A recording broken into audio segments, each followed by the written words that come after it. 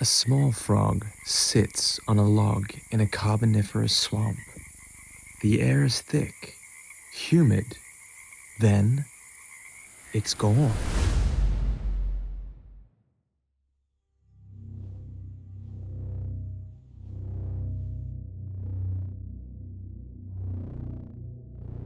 It was snatched mid-air by something with a 2-foot wingspan and legs like cages of spines.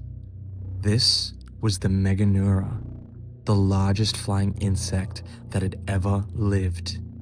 A dragonfly as big as a hawk that ruled the skies 150 million years before dinosaurs even existed. The hawk of a world before hawks existed. But the question is, how can an insect grow so massive, and what finally killed it?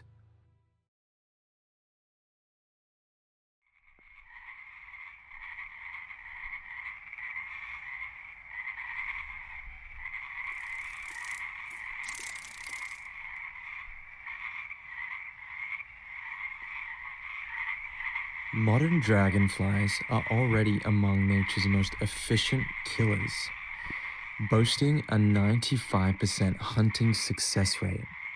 Now, scale that up to the size of a seagull. That was the Meganeura, a genus of griffinfly, another massive species. Its wingspan stretched up to 75 centimeters, and it possessed gigantic compound eyes with thousands of facets, giving it the equivalent of 360-degree vision. Essentially, its vision was like looking through a mosaic of thousands of tiny windows, each one detecting movement independently. Nothing could sneak up on the Meganeura. Once it locked onto prey, those long, spiny legs we mentioned before swung forward, forming a deadly basket, a cage of hooks that snatched anything unfortunate enough to cross its path mid-air. And once caught, there was no escape. Its sharp mandibles would tear through exoskeletons and flesh alike. But then that begs the question, what did the Meganeura hunt? Well, evidence mostly supports other insects. Anything flying, especially, that would fit into its grasp. Small amphibians were likely prey as well. Anything beyond that is purely speculative.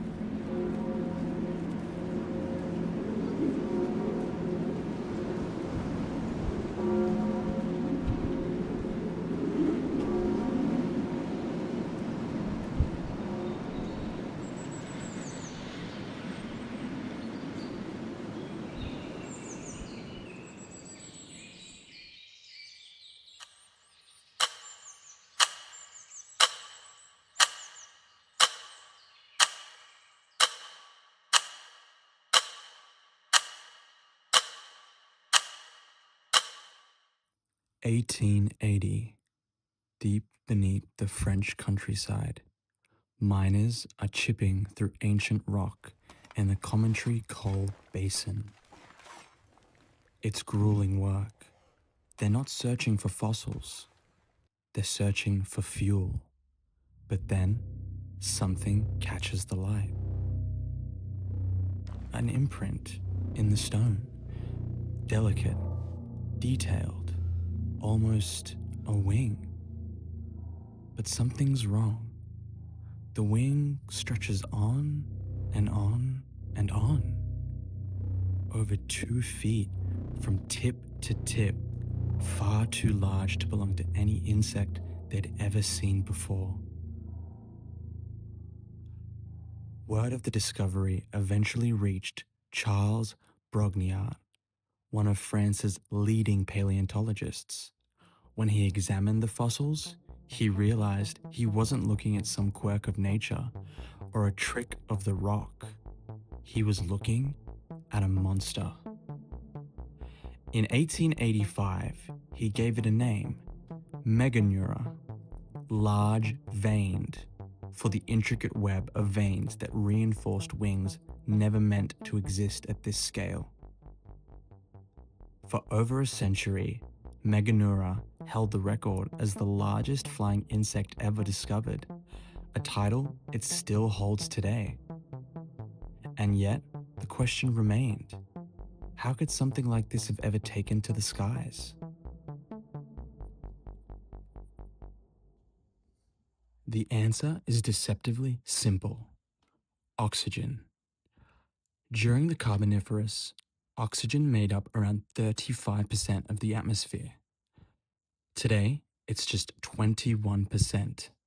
That difference changed everything. Insects don't have lungs. They breathe through a network of tubes called the trachea that deliver oxygen directly to their tissues. In today's atmosphere, this system hits a wall. There's only so big an insect can grow before oxygen can't reach its core. But in the hyper-oxygenated air of the Carboniferous, that limit was pushed far beyond what we see today. And oxygen wasn't the only advantage. The atmosphere was thick, humid, dense. For a flying insect, that meant more lift, less effort. Essentially like swimming through air instead of fighting against it.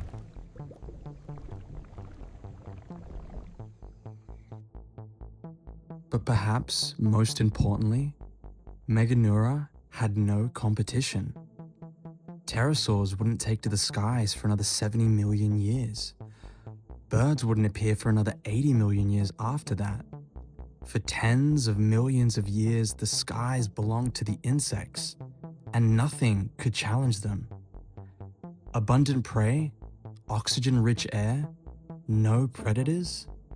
Meganeura didn't just survive in the Carboniferous, it was built by it.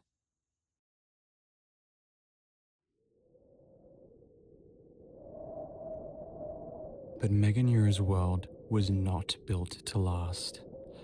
Around 305 million years ago, the climate shifted.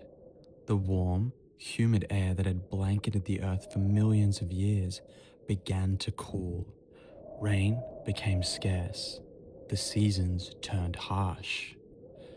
The rainforests collapsed, not all at once, but piece by piece. The swamps dried, the ferns withered, and the towering trees died back. What was once an endless green maze became isolated pockets of life surrounded by spreading deserts. Meganeura had thrived in the steam and shadow of those forests. In this new world, dry, cool, seasonal, it had nowhere to hide. The aquatic nurseries where its larvae grew disappeared.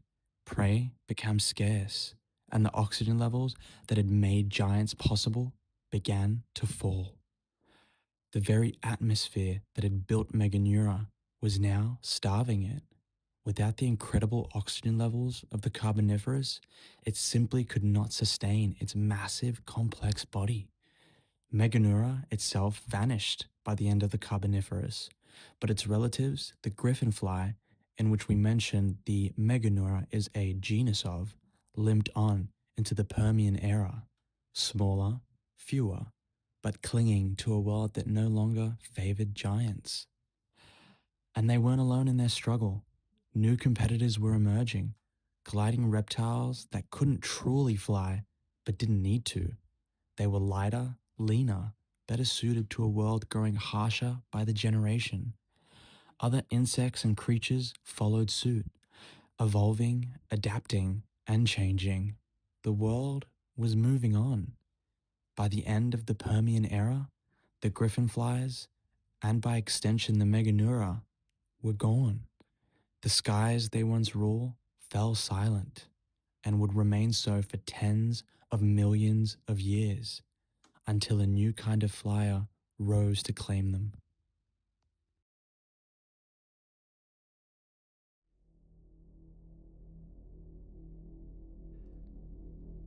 So, the Meganeura didn't go extinct because it failed. It went extinct because it was perfect for a world that no longer exists. Today, the forests it hunted have turned to coal. The air it breathed is locked in ancient rock, and the skies it ruled are filled with creatures it would never recognize. But sometimes, on a summer afternoon, a dragonfly will hover in place, watching, waiting, hunting with that same 95% precision its ancestors perfected 300 million years ago. A small echo of something that once ruled the world.